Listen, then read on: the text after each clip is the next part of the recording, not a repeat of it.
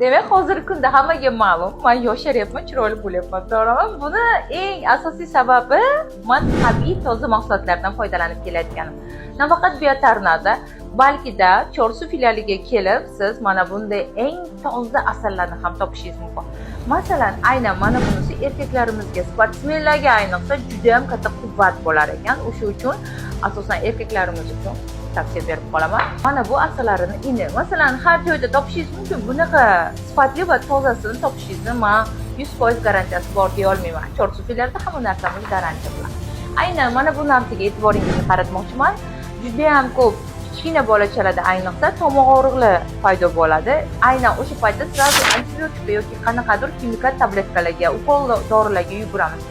Men sizlarga tavsiya qilib qolardim, mana shunday asaldan tayyorlangan kichkina konfetkalarni olsangiz, bu kichkina bolalardan 70 yosh, 100 yoshgacha insonlarga ta'siri juda ham kuchli.